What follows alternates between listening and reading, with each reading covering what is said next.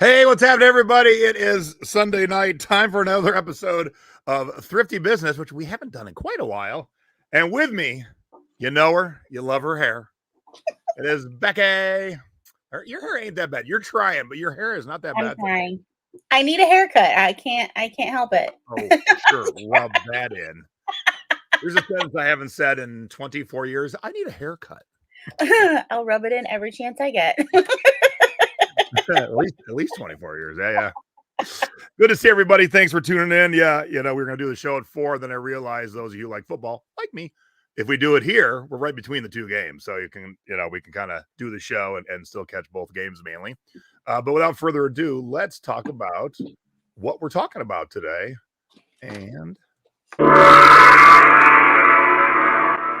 now it's time for Jay's Tiki Talk. Each week, I drink a different rum out of a different tiki mug and try and match it up to my guest. Look, one Becky wasn't enough tonight, so we had to go double the Becky, double the fun. Hello, Becky Dick. How are you? Hello. How's everybody? We are good. Becky reached out and said, "Hey, I want to talk about the new jewelry policy," and I tried to write the post for the show to I don't want people to be like, "Well, I don't sell jewelry." Look, policies can change for anything we sell. And if they change where they don't know, where eBay doesn't understand their own changes, what you going to do? So this could be applied to CDs or to clothes or whatever else. In this case, it happens to be jewelry, but Becky's had some trials and tribulations with it. So she's going to talk tonight about the changes and then how it's affected her and then what she's done to try and rectify it. But we all could be at that point at some point. We've all had if you've been on eBay long enough, you've had your hand slapped for something. Yep. And my last hand slap, when we get into your story back, is about the same as yours. Like, they don't know what they're talking about. And so you can't get a straight answer and it drives you nuts. But normally I drink rum right here. But since I just took narcotics 10 minutes ago, I decided to skip the rum today. In case you don't know, I had hip surgery last week. So I'm not just recreationally taking narcotics. I'm on prescribed pain pills. So are you guys drinking anything? Because it's not me today. I'm not drinking anything. San Pellegrino. All right. Yeah. Woo. Water. No water today. Yeah. I just finished some water, so I'm drinking air. All right. So good to see everybody. Becky, Ohio. Sit back, relax, and we'll see you in a little bit. Sounds good. I was going to say number 2, but who would that be? we'll go Dallas or we'll go Texas and Ohio. Easy peasy. All right. Let's jump right in, chat. And now it's time for our scores of the week. These are the items that you should be on the lookout for when you're out thrifting. Oops. These are fabulous. I love these shoes. Look. They sent me an offer. We countered a couple of times on Posh and we settled on $90. They were brand new, never worn ever. And I think I paid maybe $5 for them at the estate sale I got them at. And that's a tiny shoe. They are very tiny. Yeah. I mean, Stacy wears a 6 and this is a 5 and Stacy's feet are like this big.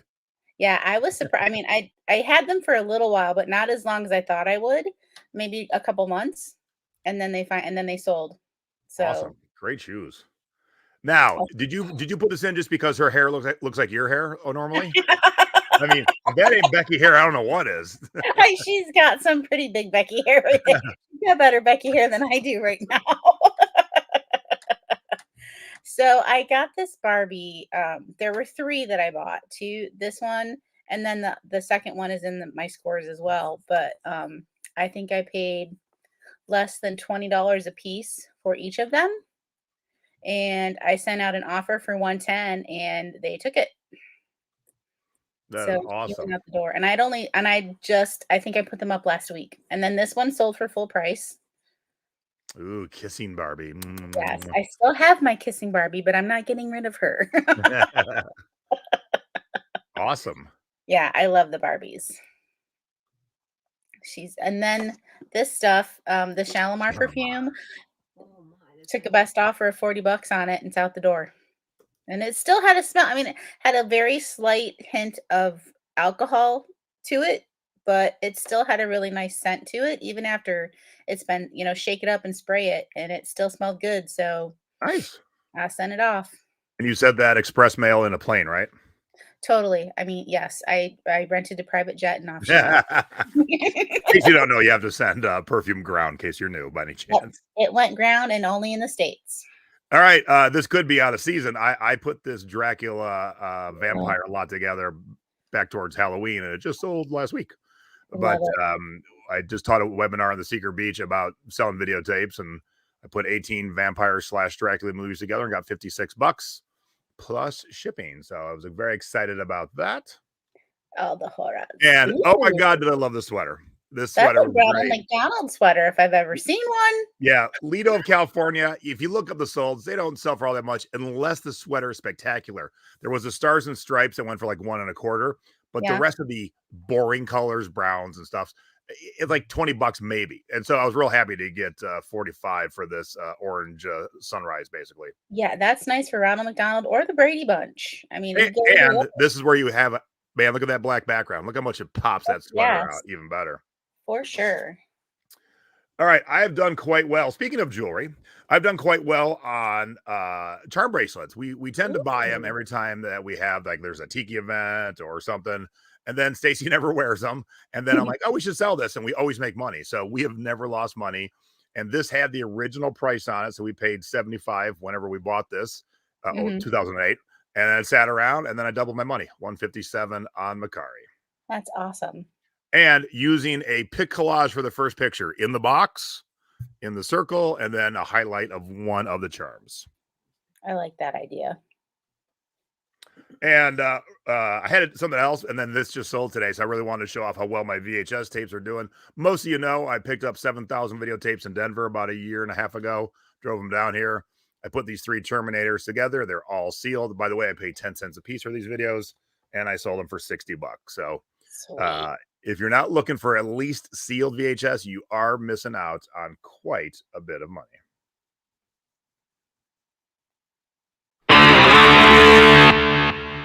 And now it's time for our CD and cassette scores of the week. And as always, we start with flipping cassettes. Used, and not even in like new condition, used, very good corn cassette. Wow. $50. That's rad. If you don't believe yet, we can't help you if you don't believe. I mean, you're showing the proof. Now, I will say, I'm always transparent. I did pay $20 for it, but I knew it was a $50 cassette, so I don't mind paying $20 if I'm getting $50. Most people would not gamble on $20 for a used cassette, but if your kids were into new metal back in the 90s and their cassettes are still laying around, go get them. Go get them right now, because there's a lot of money just waiting to be had for you.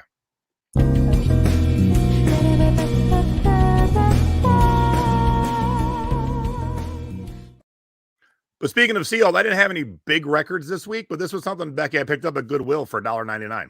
Nice. And it's not a big record to sell. It's just a kind of a common Roy Orbison. But when you find it sealed, $1.99 turned into $20 and easy peasy. Plus, when they're sealed, you only take 2 pictures, front and back, and nothing else to do. There's nothing else to take a picture of. So easy to list. And then once you know how to ship media, easy to ship. And now we go from flipping cassettes to flipping CDs. Hey, that's not mine. That is mine. Nice.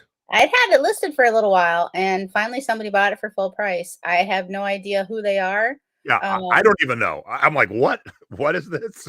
I think I did listen to it a little bit, so it's kind of got like a like trance, rave kind of beat to it. I almost kept it because it was actually pretty good, but I was like, no, I'd rather have $24 for it. Good job, Beck. All right, I'm gonna make you believe these are, because Mom and I did the show last week, and so I showed you all my CD scores up until last week. So these are my 4 best of this week. Starting off with the Outer Limits soundtrack, the TV show. I did pay $15, and I sold it for $50, and that's the worst of my 4 for the week. Wow. Okay, you know who Rusty Warren is or was? Yes. So I know Rusty Warren was kind of a bawdy. Did she sing or tell jokes? Told jokes. So it was adult only humor. But look at this. I picked it up at a record store for $8, and I sold it for $100.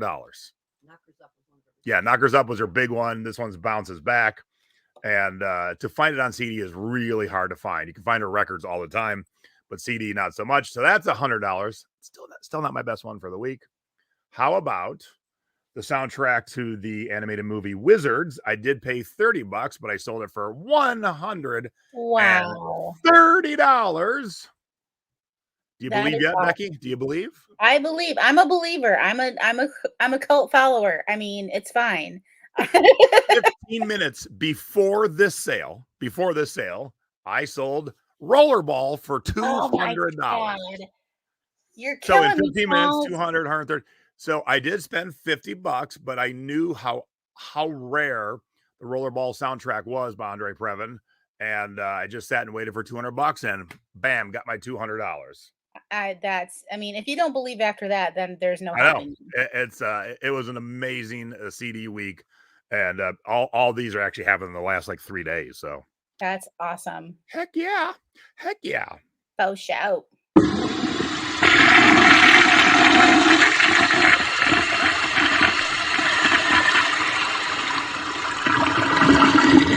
And now it's time for our duds of the week. Do not let our mistakes be yours. Ugh, this stupid thing. I found it for like $1 or $2 at an estate sale in the garage. And this has been up for like 2 or 3 years. So it's been a minute. And it finally, they sent me an offer for $14. So I was like, sure. Heck yeah. I'll never buy one of those again. No, you will not. Never. The thing is, the comps were high when I bought it. So that's why I got it. So, and then they promptly stopped selling.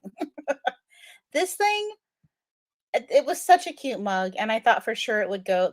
I found a couple that sold for $20, $25, and this one just sat there. I got an offer for 10.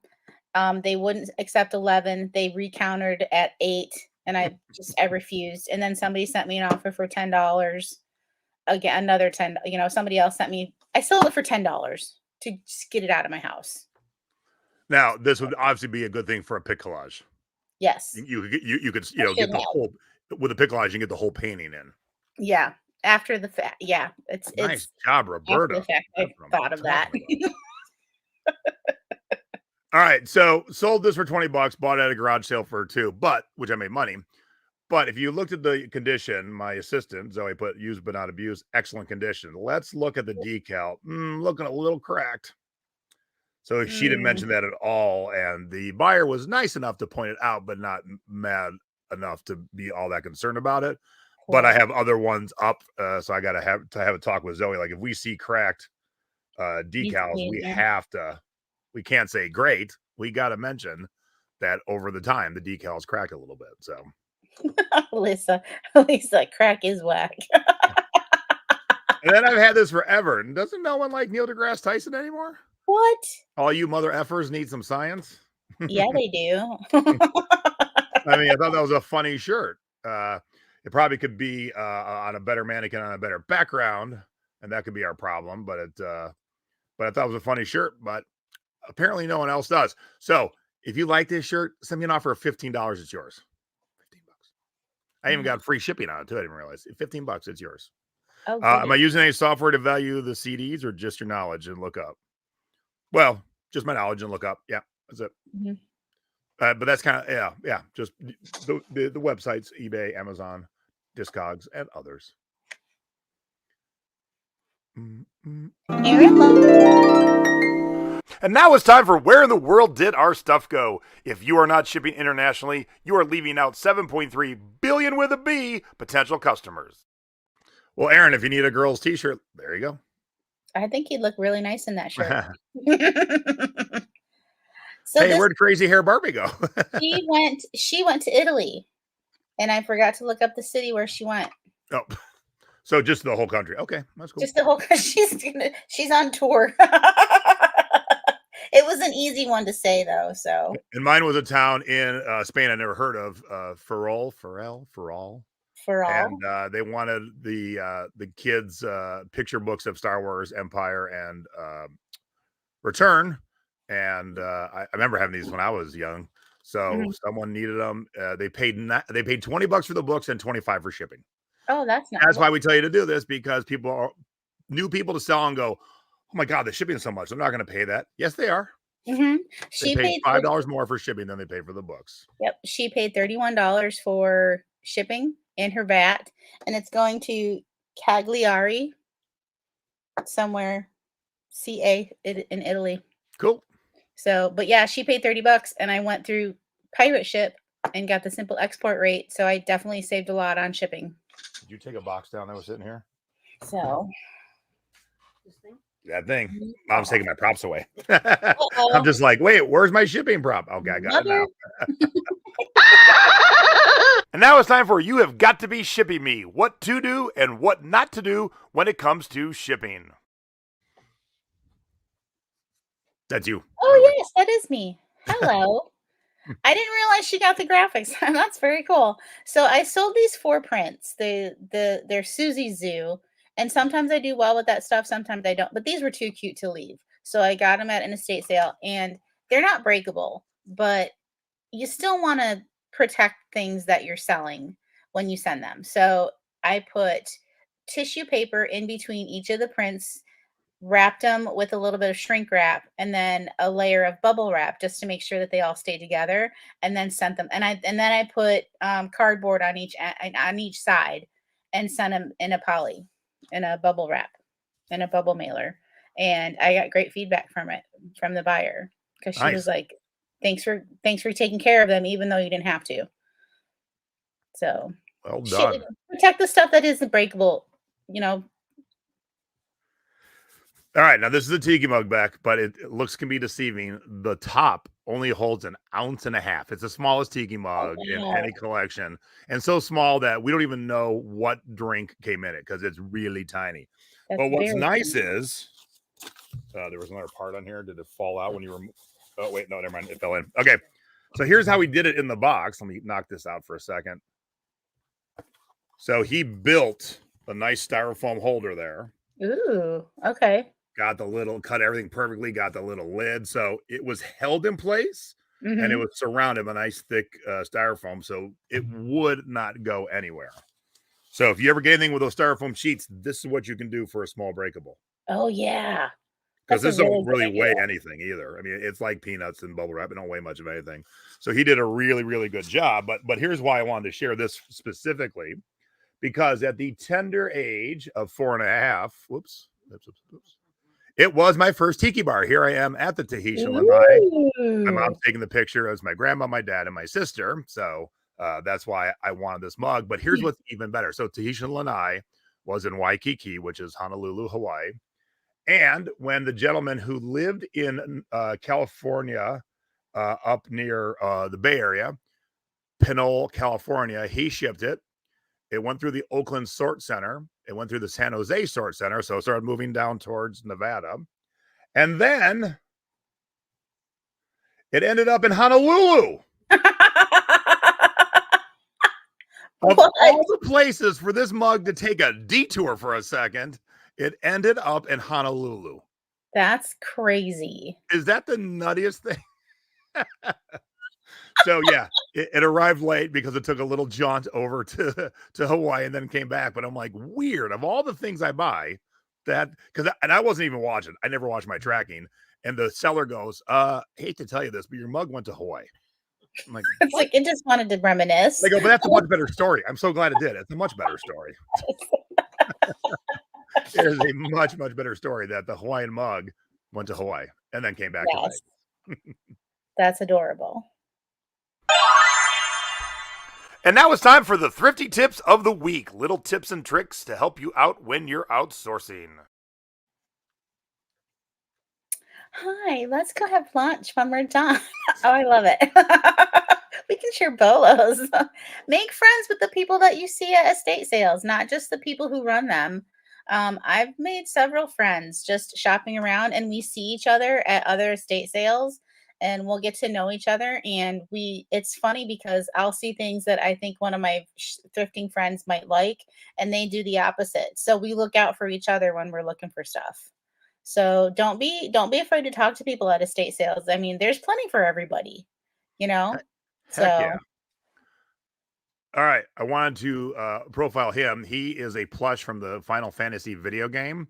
But what I wanted to profile him is always, always, always, always, always search the holiday section, not just for holiday stuff. The Goodwill in Vegas thought this plush was holding a trick-or-treat jack-o'-lantern. So I found it in the Halloween section. He's holding a Chinese lantern. That's what he's holding. He's gonna say that's not a But I'm not a gamer, but I knew it wasn't Halloween, and I figured it'd be something good. It was up for maybe a day, sold for $40. They had it for $2.99 in the Halloween section. So nice. make sure to just keep your eyes and brain open to things that aren't holiday in the holiday section, because it does happen. That's a good idea. Proof positive right here. And now it's time for our online selling tips of the week. It doesn't matter if you're selling on Etsy, Depop, Mercari, Poshmark, or eBay. These are little tips and tricks to help you when you're selling. List in all places. If you're only listing on Etsy or if you're only listing on eBay, venture out, because you just never know where you're going to sell something. You know, I thought that, that soccer thing was going to sell on Mercari, and it actually sold on eBay. There's things I thought I had something listed for $220, and it was a nice little Relco Santa Claus and reindeer thing that I listed on Etsy that I thought for sure it was going to sell there, and it actually sold on eBay. You know, so if you're only doing one platform, try two. If you're doing two, try three. Venture out. And I wholeheartedly agree. And also, is there anyone in the chat willing to admit they don't accept returns right now? Because I'm going to change your mind with this bustier. So this 4X Torrid women's, well, it could be men's, doesn't matter, bustier. And I felt so bad for the guy who bought it, because he wrote me and said, can I return it? It's too small for my wife. Fellas, that's probably not the thing you want to buy and be wrong. Just a little bonus tip. But if you don't offer returns, now this one's the one I just sold. I sold for $40. When I sold the first time, I took an offer of $30. So I got it back. I upped the price and I sold it again. Oops, sorry. I didn't realize you can't see that. Let me pull it down. There we go. So that's all you got to do. 1 month apart, turned it back around and got $10 more, which covered the cost of my return postage. And I'm in the same spot I would have been. So if you don't offer returns, a lot of people won't shop with you. But when you do offer returns and you get it back, you just kick the price up a little bit. Then you get more money. Makes it easy. Makes it super duper easy. So that's how you minimize your return costs. You just up the price. Am I going to put it on? No, my customer. But it would about fit me. I held it up to me. I'm like, it could fit. I could wear it. I could rock it. Some of that Torrid stuff, man, it's a little small. They run small. And that could be it, but I'm like, fellas, don't ever buy clothes and be wrong. Be wrong the other way, not wrong. Biggest fine. I mean, just what a bummer of a Christmas. That's when you get gift cards to her favorite store, which we can buy. Honey, you can pick it out, honey.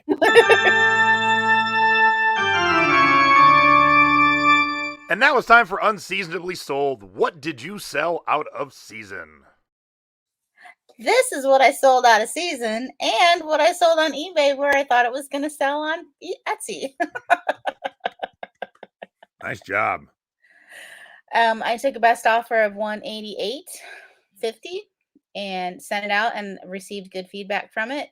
It's a super cute Noel cowboy Santa driving. Yeah, that's awesome. I love the stagecoach. I mean, I thought I always pick stuff up like this when I'm at estate sales. I do look for major chips if they're like small cracks or like, something like a little bit of crazing, and very, very minor chips. I might still get it. This didn't have any chips. There is crazing, but it went out the door just after Christmas. January 1st, it sold. So now, I could have picked any one of my, I've been selling 2 to 3 Christmas things every week since Christmas. So, but someone got a real early jump on their July 4th party, because this is a 4th of July Rain Spooner shirt from 2002, and I just sold it a few days ago. So in the dead of winter, someone's like, you know what? I need that Independence Day shirt. So very cool. Yeah, I didn't have any other holidays sell. So then keep your eyes open, because these holiday shirts, this one's pretty easy to see. See how it says 2002? Some of them, they always have the year on them. Sometimes they're a little harder to figure out, but this one's pretty apparent. But I picked this up for $16 at a antique store in Tucson with Stace. Nice. and took a best offer of 65. All right, so we got one more segment here. Sometimes they're funny, sometimes they're angry, and sometimes they're just plain weird. Now it's time for the feedback of the week. I love this. See the way I wrapped that Noel thing. I took a pool noodle and cut them both in, split them and put them on either side, and then wrapped it with bubble wrap. First, I do tissue, and then I do the pool noodles, and that's why I think that's why I got good feedback from them. And these Tomcat glasses, they spotted their neighbors have another set of something, and so I wrote in the note that they reminded me of the Regal Beagle from Three's Company. So my reply to them was, "See you at the Regal Beagle," when they left. Nice. This. So I love it. And then, anytime you send anything out expensive, even if it's not breakable, you kind of wait till you get the feedback. So this Muppet 3D FX Labs uniform from Disney, I took a best offer $300. I love my order. It came in perfect condition, arrived fairly quickly. Overall, really happy. So every time you sell an expensive item, you're like, okay, now we're moving on. They're happy and we move on. And if you didn't see the episode, I found this in the Halloween section for $12 at Buffalo Exchange. So nice. Bonus little tip there. All right. Do a little housekeeping, then we'll get Becky, Ohio in here. But if you're looking for Becky, Texas, this is where you find her. I'm all over. I'm in most places. Sometimes I'm in the bathroom, so call the office. I'm trying to brand across. So if Sassy Frog Vintage, if you can't find Sassy Frog Vintage, look up BB Vintage ATX or right. BB Dexter. Right there. Yeah. Secret Beachcombers, if you have not watched my buying 6,000 videotapes worth it, you should. The people who have seen it already really love the tips and tricks. And I just, every day or two, I demonstrate what I just taught, how well it works and how much money I make. And I was about to make Mom's doing the webinar for this month on Tuesday about scrubs. And I was going to make the graphic today. And then an hour before the show, Mom and I went to an estate sale. So I didn't even get a graphic done, but it'll be up in the Secret Beach tonight, everybody. All right, let's get our guest in here.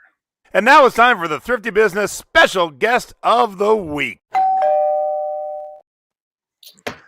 Hey, Becky, Ohio, what is happening? Oh, not much. Lovely here in Ohio. It is 34 degrees and cloudy. At least it's not a snowstorm.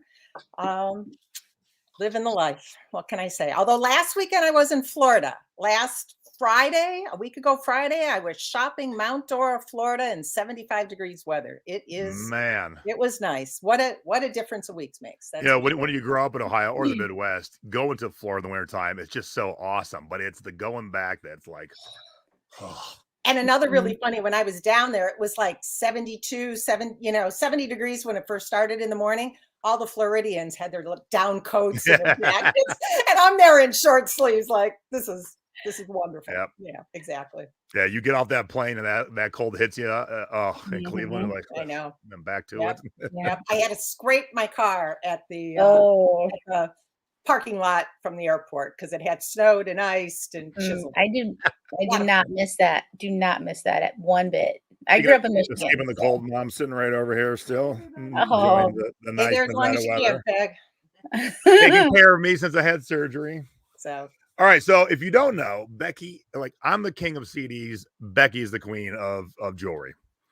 And I do a lot of it. I don't know if we ever talked. I when you first started on eBay, you weren't like full-fledged jewelry. You were just kind of trying to figure out. I was selling stuff around the house, the kids' toys, whatever. Started in 1999. So, it really wasn't until my son got accepted to a very pricey Boston college back in 2011. So it's like 10, 11 years ago or whatever. And I had a stash of jewelry that my mom and I inherited. A long story, this, that, and the other.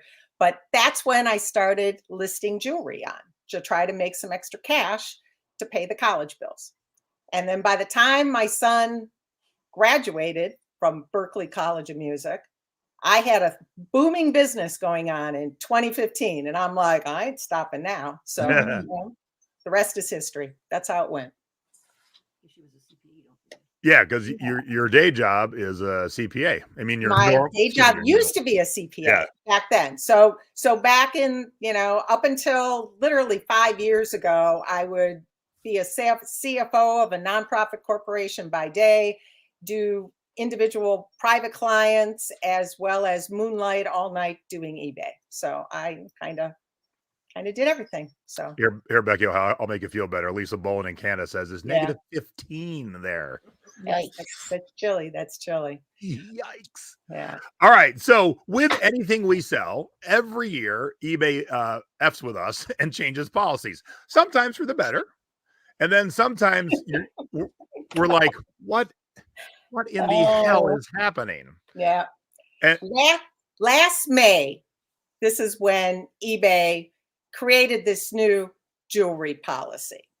And we all got it in our mailboxes. Everybody got a link to it. And I'll get back to that. That kind of came back to bite me or whatever. But so in November, this is of last year, this is when I really started to take notice of this particular jewelry policy. So do you want me to dig right in here? Yeah, let's dive in, because it could happen to any one of us in any of our categories. Exactly. When this first came out, it was pretty much, the point was it was going to affect people that sold fine jewelry more so than costume jewelry. Well, after analyzing this in November, when I got my little love letter from eBay, which I'll mention in a moment or so, when I dug into this, actually listing fine jewelry is pretty darn easy. It's listing the vintage and costume jewelry that it's just mind-blowing, and it doesn't make any sense. So without further ado, you want me just to dig on in here? Yeah. I mean, it's going to be another case of them overcomplicating things that don't need to be. Right. So what I wanted to touch base on today is 4 topics that I literally spent hundreds, probably about 100, 150 hours revamping my 5,100 existing listings on eBay after I got this lovely little love letter from eBay that says your listing is about to be removed. Listings must have clear and consistent information in the title, item specifics, and description. Now, let's all remember here, when this jewelry policy came on board, vintage and costume jewelry went from having a few things that you had to fill out to over 50 item specifics per item. Okay. So it has to be concise. All right. So that was part of the problem here. And so what it said, this was my listing that got me dinged. And this was the title of it. It says vintage black clear emerald cut rhinestone 7-inch silver tone bracelet with safety chain. So we're talking a vintage costume jewelry rhinestone bracelet. But the problem was I said silver tone in my description, and in my item specifics, and so I said silver tone in my title. In my item specifics, there was a drop-down box that said silver plated. I had chosen that. And then in my description, I said silver tone again. So I didn't match in all 3 areas. And so that's what got me the ding. But what really got me interested in this lovely little jewelry policy is that they also said, because we have sent you an educational notice about this policy previously, we want to give you this final warning. And if you're in violation one more time, we're going to suspend you for 3 days. Now, this educational notice was they sent me, as they sent everybody out, this lovely little jewelry policy in our messages. That was it. That was our educational notice. So everybody has gotten it. So what I want to zero in on, and this is the copy of this particular policy, and if you could keep that up there, there were 4 specific areas of this jewelry policy that I really spent hours and hours going into my listing, looking at my listing, revamping my listing, making sure that everything's synced up in compliance with this new jewelry policy. And the first area that I'll talk about here is gold, using the terminology as millions of eBay listers do, gold silver tone jewelry versus gold silver plated jewelry. To me, to anybody listing vintage costume jewelry, if I say something is gold tone, it's pretty much the same to me that it's gold plated or whatever. And in the past, we would always say in our titles, gold tone, this and that, silver tone, this or that. Well, when this jewelry policy came out, about 4 to 5 months after it actually came out, when they started adding all those new item specifics, when we wanted to go into 2 of the categories of the item specifics called quote unquote metal and quote unquote base metal, they added like a drop down box. So previously I always had my worker bees, under metal, type in gold tone, type in silver tone. But then all of a sudden, presto, there was this drop down box that came, and it didn't have gold tone, silver tone. It had gold plated, silver plated. So in order to save keystrokes, as we all know, time is money or whatever, I told my ladies, just select the silver plated, the gold plated when it's gold tone, silver tone, and move on. Well, that's what nailed me with my violation. So my first tip to everybody is, if you say silver tone or gold tone in your description, or silver plated, gold plated in your description, you must also have the exact same words under metal and also base metal,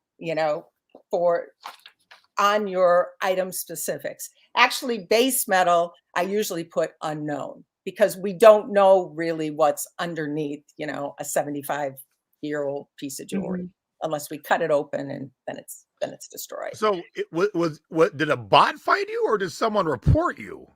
Well, that's a good question. I don't know. Because I'm sitting here thinking, who the F would be looking through 50 item specifics of your listing and go, oh, that's wrong? I think it's a bot. Because after I got my violation, I started going online to other Facebook groups. I wasn't alone in this particular violation. There were other violations too. Not, so, and I'll go on to my second point that I want, to make is, so gold silver tone was one. And if we go up there, right where you have it there, rules for metal. So if you read that there, it says, if your item is made from plated, flashed, or filled metals, you will need to clearly state this in the title, item specifics, and item description. So that's the policy violation they nailed me on. So I always call it like the trifecta. You got to have it in the title, the item specifics, and in your description. But in answer to your question, Jason, I think it's a bot. Oh, but and if you've got in the title and if you filled out 50 item specifics, do you even need a description at that point? I know. That's bullshit, really. It's so repetitive, and it's their sandbox, their rules. I'm not saying it makes sense. And once I dug into this and I had to go through and change, because see, I had some listings, some of my 5,100 listings had gold tone, gold tone, gold tone everywhere. Some of them had gold tone in the title, gold plated in the item specifics, and gold tone. I mean, I had to make decisions like, what am I going in and which one I'm going to fix in order for all three to be synced up. That's what took the time. Going into each and every one of these listings, I kept doing searches like gold plated, and then it would show me like 1,200 listings that had gold plated. And then I had to go through all of those 1,200 listings to see if it worked, if it didn't work. That sounds so much fun. Yeah, it wasn't. I had a lot of choice words for eBay in November last year, let me tell you. All right.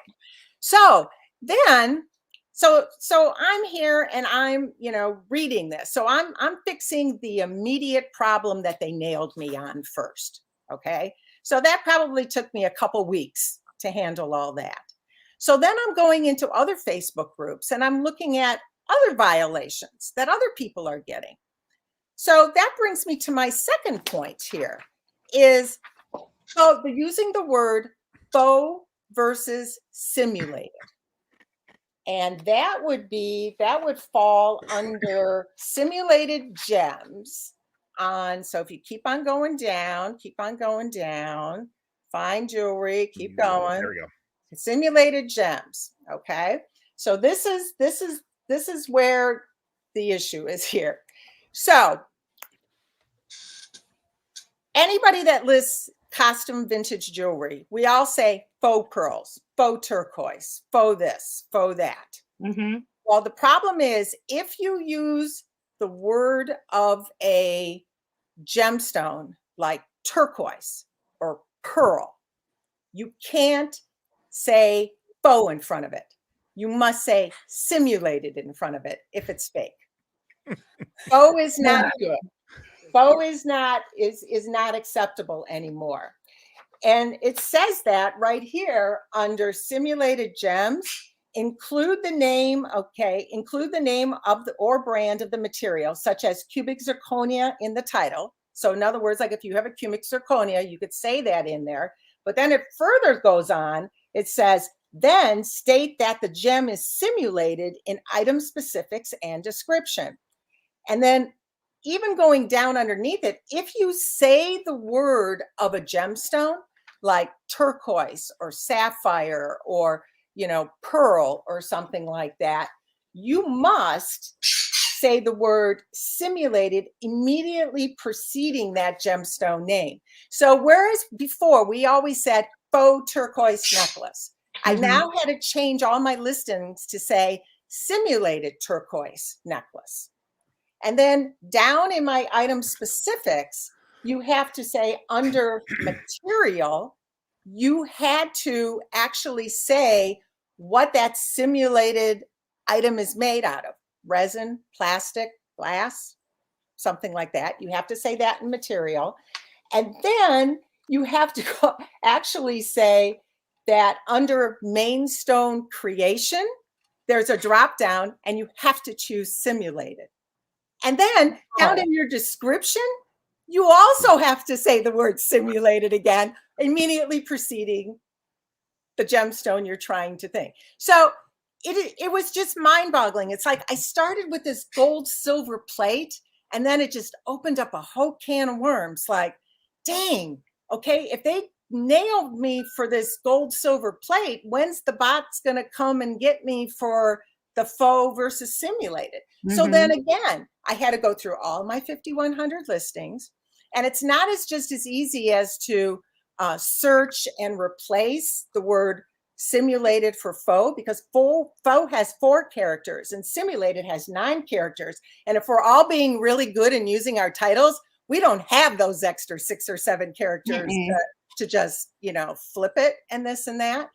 So that's another area that I'm telling everybody you really need to look at to see as to whether or not you're using the word faux, you're in violation. And if you are using the word CZ in your title, you better make sure that in your description and your item specifics, you're saying that CZ is simulated. Wow. So let me ask you this, Beck. Up until this point, if you sold a faux pearl or a faux turquoise, had any customer came back and said, this isn't real turquoise? That's what I thought. Nope. Nope. Stacy just landed in Phoenix. She turned it on. She's like, this is insanity. It is. It's just like, it doesn't make any common sense. It's just. Yeah. And I've got a lot of costume jewelry that I'd like to get listed, but. And I think at other times, Becky, when you had, you reached out to me and I would give you like a sample of like, this is how I would, do the title. I always use faux or CZ or this and that. Yeah. And I've knock on wood, I haven't had a problem yet, but I do, like you, I need to go through the listings that I do have up and make sure that I'm not in violation. And then so Michelle's asking a question here. Is unknowing an option is unknowing an option in the material category. The answer is you're going to be in violation if you answer unknown in the material. If it's, you know, you take your chances. I mean, did they come back and did they nail me for faux versus simulated? No, they have for others, because I've seen it in other, as I said, in other Facebook groups, and that's what brought my attention there. You know, I don't, you know, you have to just kind of go by what it says. And if they nail you, they nail you. And I'm just trying to fill in all the blanks as best I can to try to avoid. And I'm sure out of my 5,100 listings, I'm sure I probably have 100 of them in there that they could nail me on, but I just can't find everything or whatever. I wonder who makes these decisions to go so specific. This is one of the most complicated updates that they've done in a long time. It is. And, you know, I had shared with Jason that going through some of these questions, and the next one that I'm going to get it, my next topic that I want to talk about is, you know, you have a piece, do you list it in fine fashion or vintage fine fashion? Okay, that'll be my next topic that I'm going to talk about. I started asking questions. First I called the concierge. That wasn't going to help. Oh, well, we don't really know. We're going to get back to you. And and they never really did. They suggested me going to eBay for Business. And the concierge very wisely also told me, if you get the answer through eBay for Business, you're going to have it in writing. So that way, then you have something in writing that we gave you in case you would ever be tagged again. That was they kept using that word. If you're tagged, if you're flagged, no, not tagged, flagged. That was what they kept on saying. So I started asking questions, and a whole lot of questions.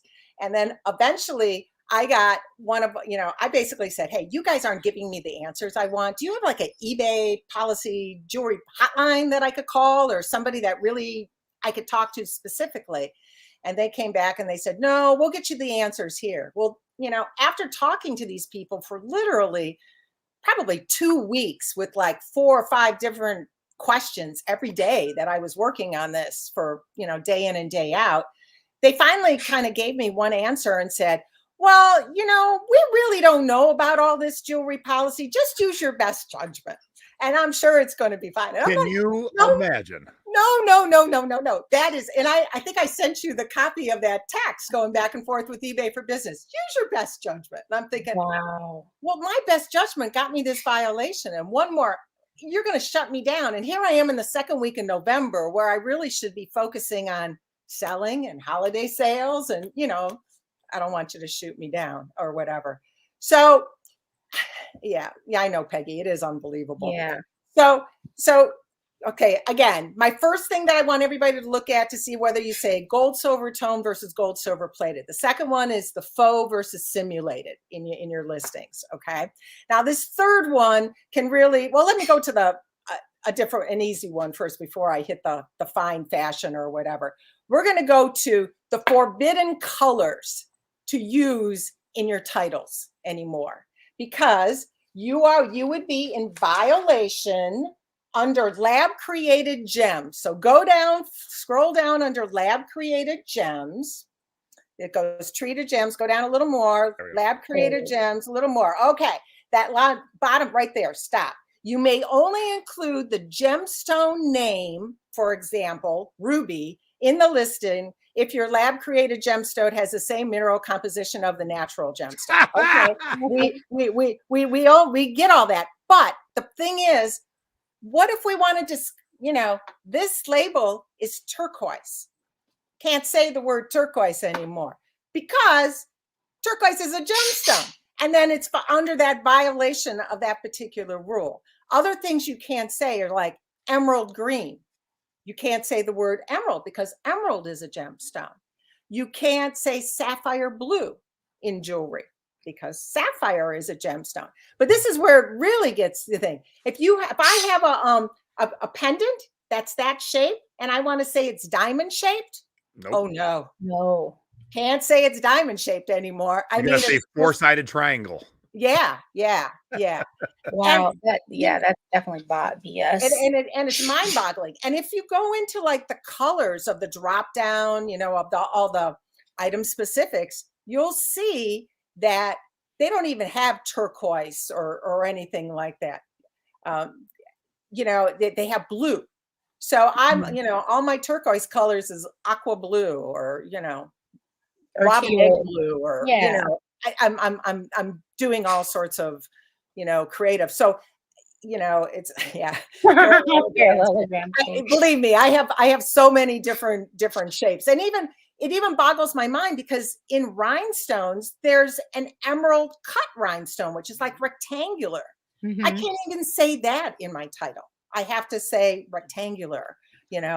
It's just kind of mind-boggling here. So my one entry that they nailed me on, so really I got hit.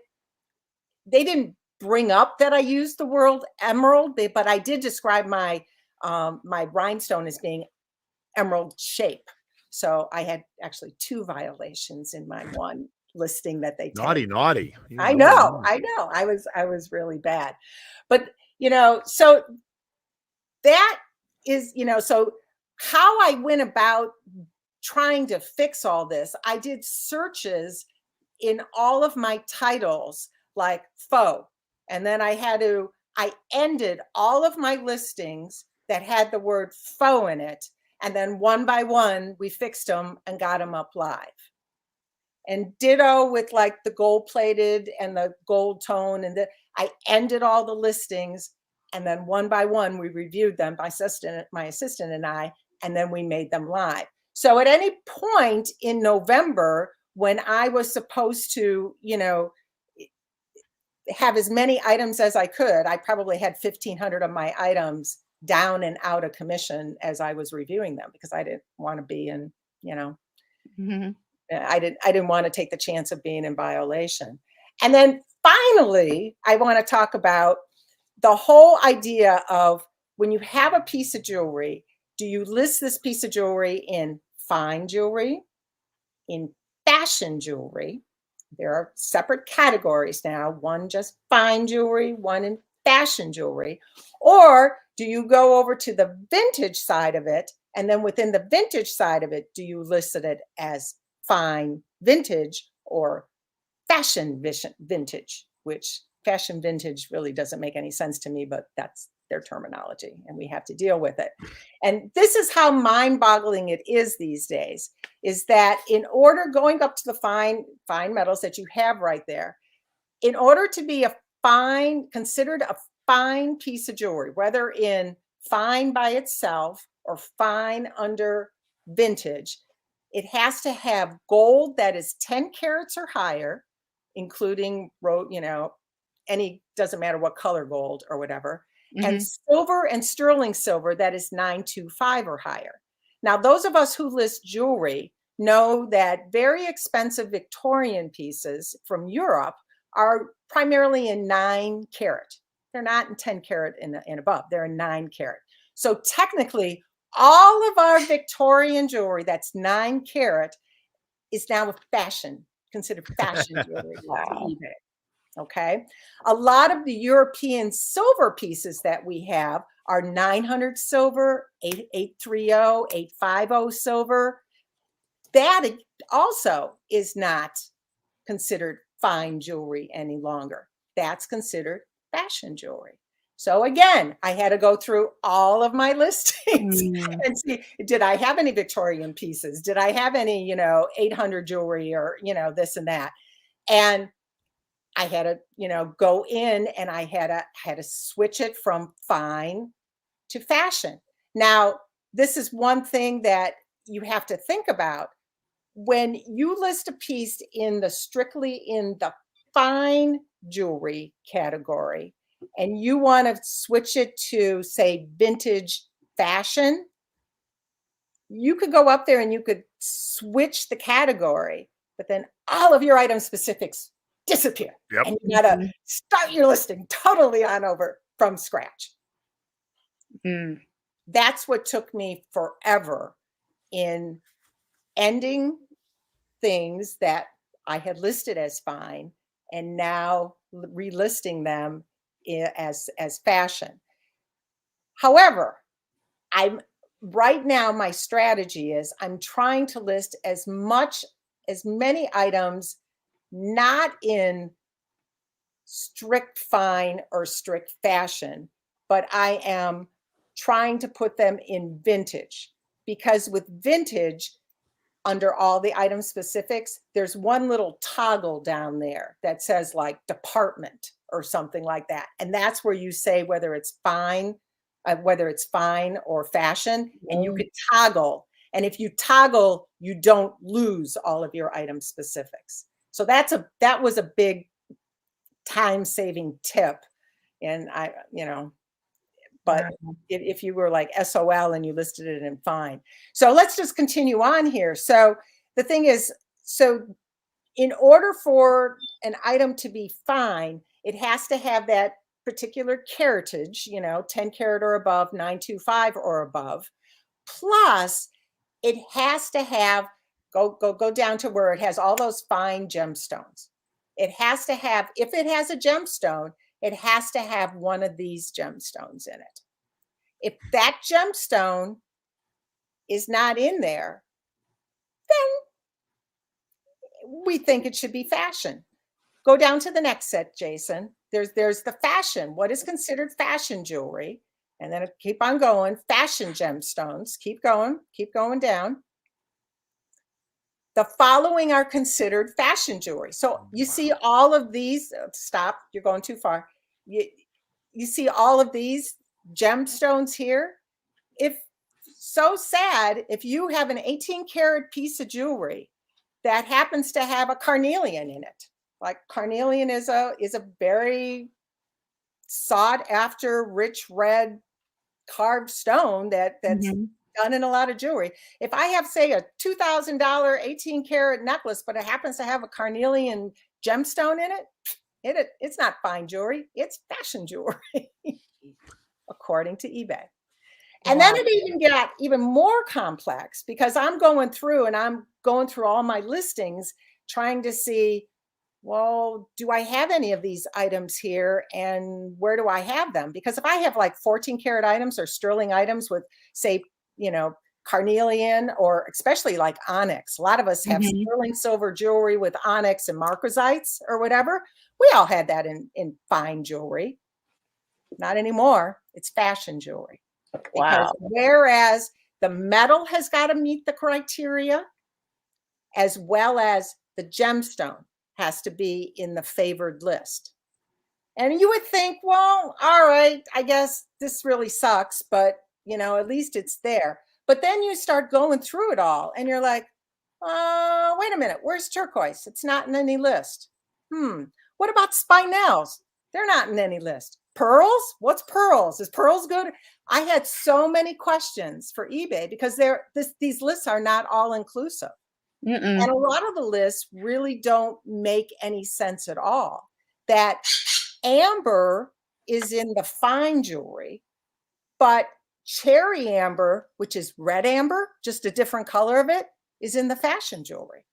What makes an apple juice amber fine and a red amber jewelry fashion?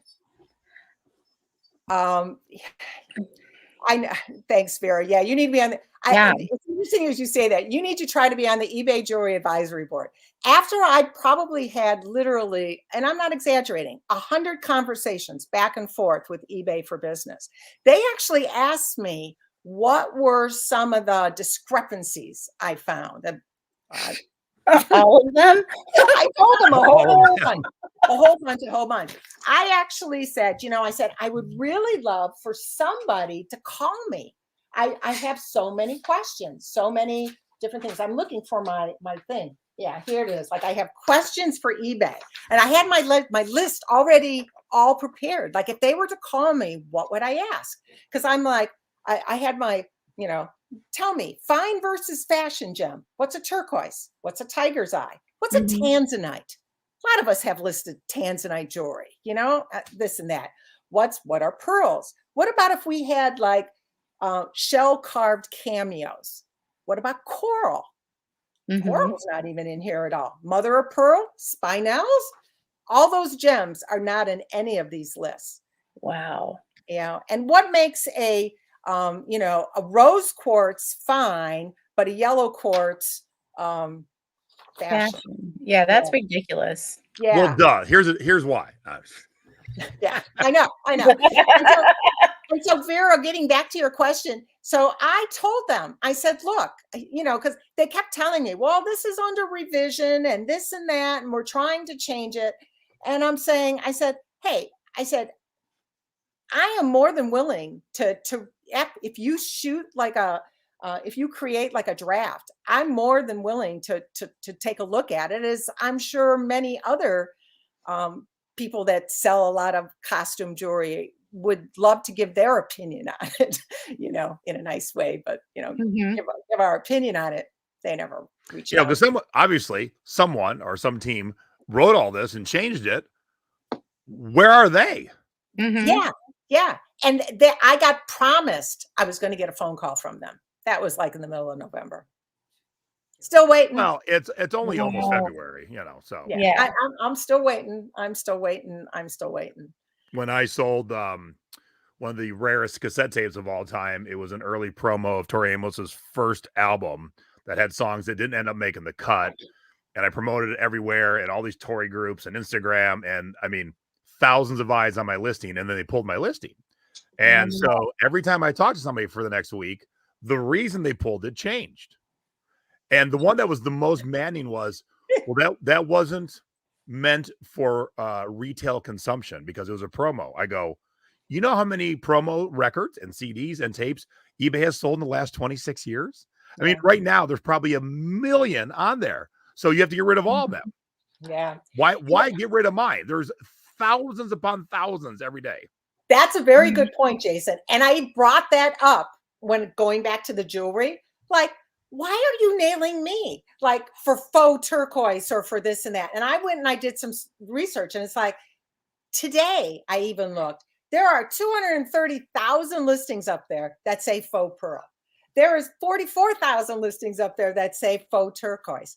And, I'm like, and going back to the gold tone and the gold silver, I said, why, why me? And it was right in November when they were featuring one costume jewelry seller that had like 50,000 pieces up there, and they did a big promo, and it was like a little 5-minute, this is all about this group or whatever. And I'm like, let me look at their listings. And I looked at their listings, and they were all in violation.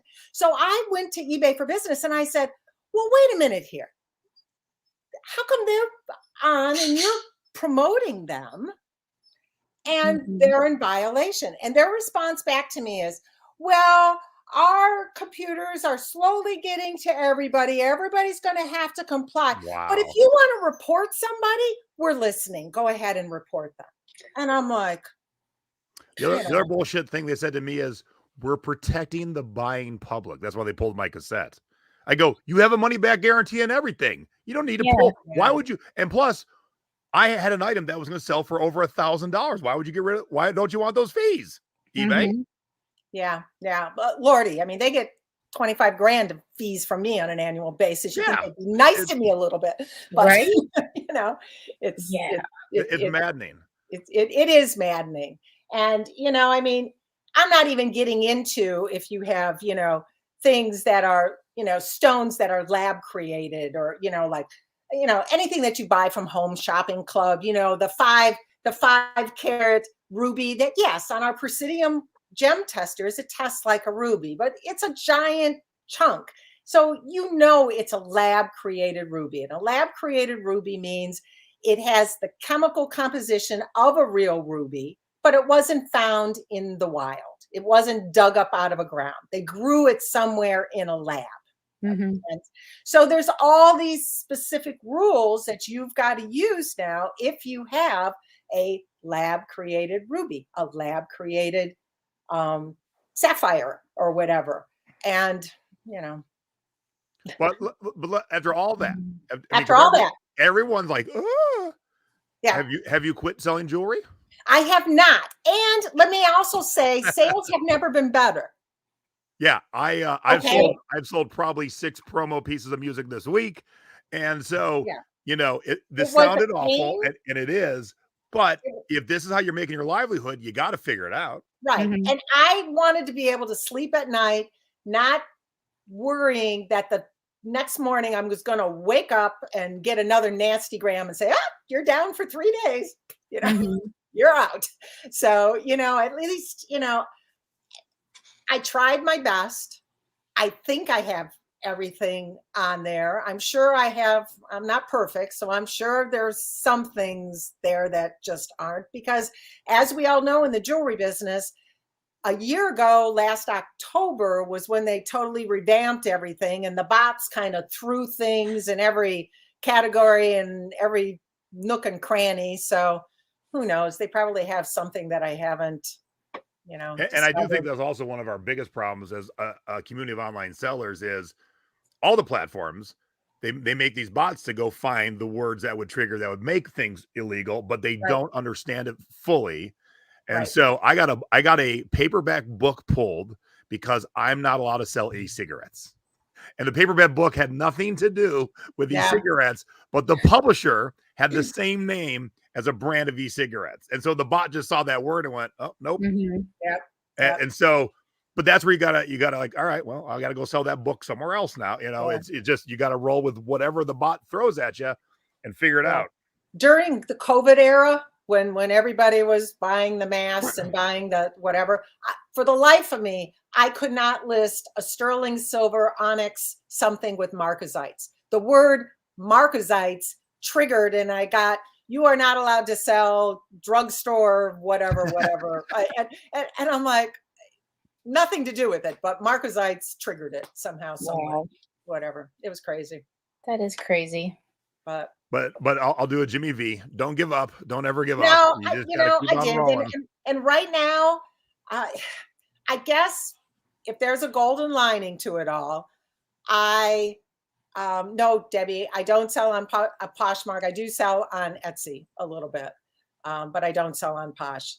But if there's a golden lining to it all, believe it or not, it's getting much easier for me to list and fill in and review those 50 different item specifics. I'm getting very creative in what I put in.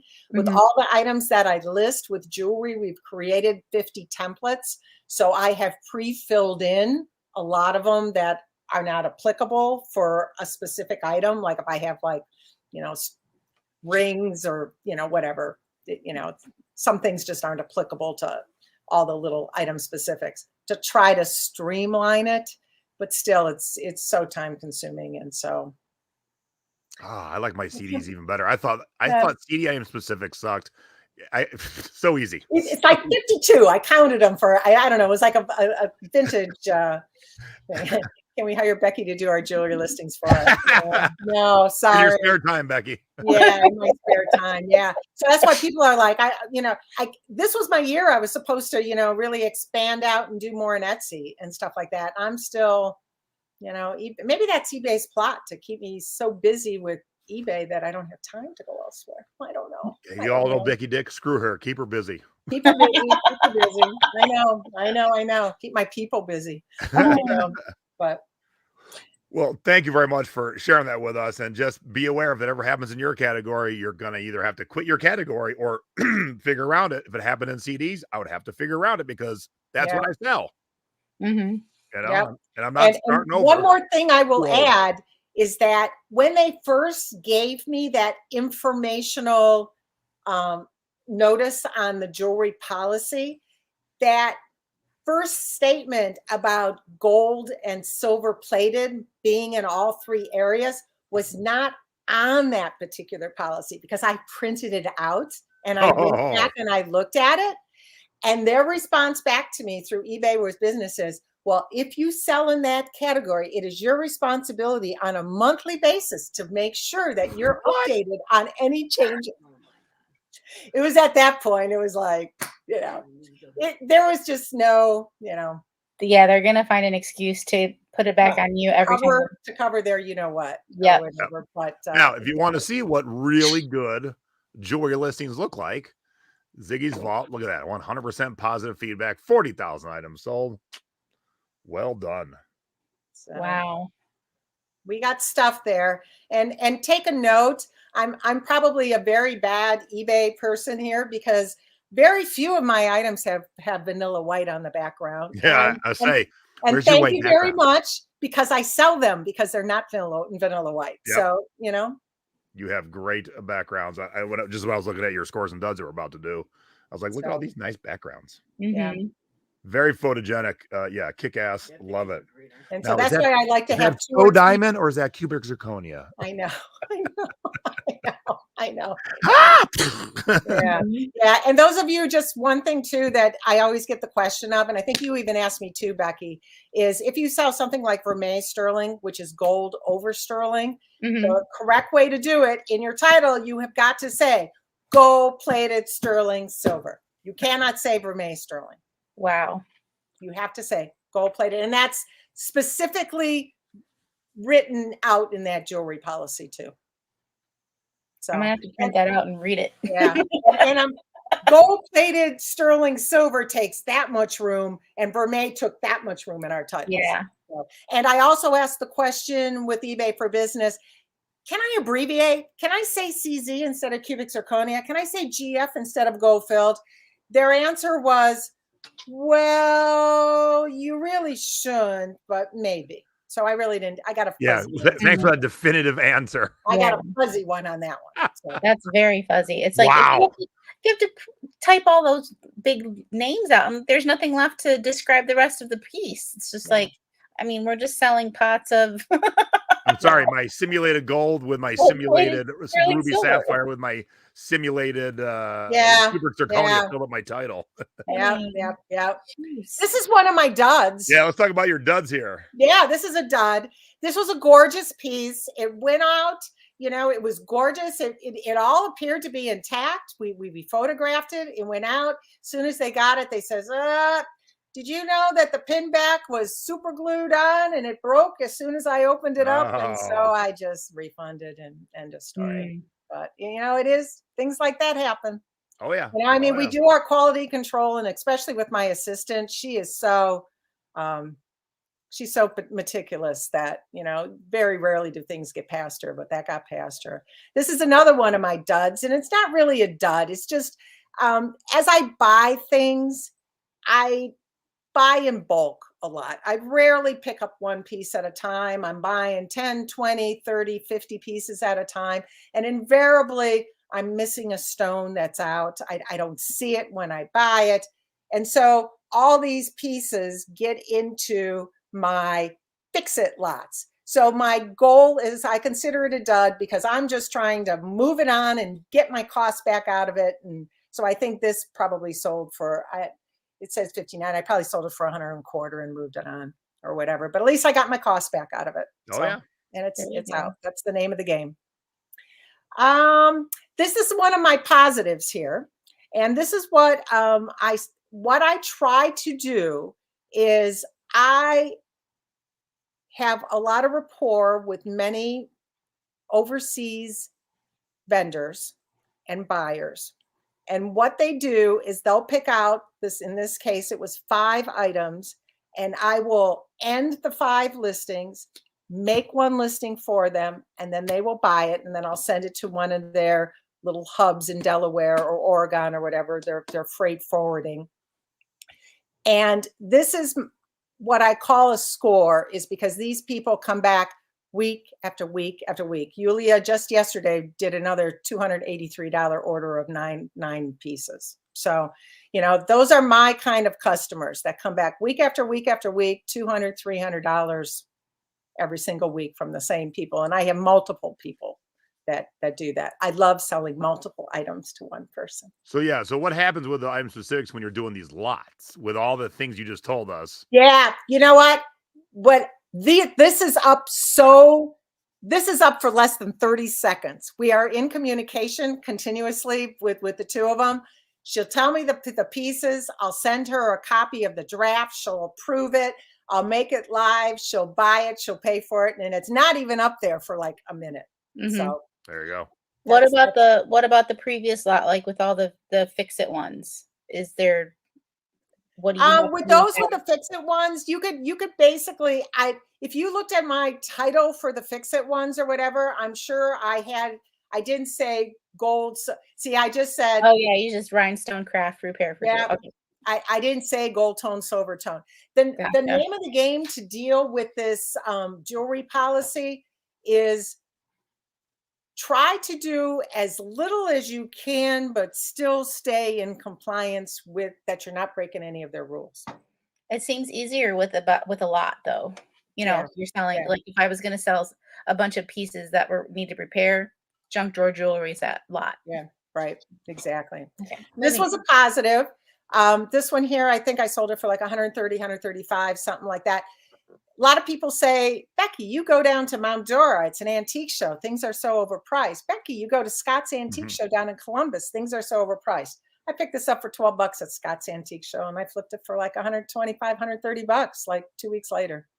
It's just like when people say, how do you go to a record store that knows what they're doing? I paid $50 for rollerball. I sold it for $200. Same. Yeah. You know, and this was on day 2. All of the hawks went down the Friday before during setup. I didn't go there. I ended up going the day of the actual show where everybody says, everything's gone. No, not everything. No.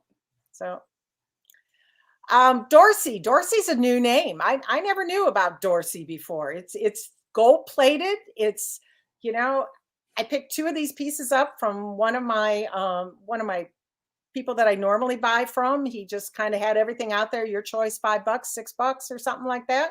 I flipped it for like $130. Dorsey, remember that name? There you go. Good one.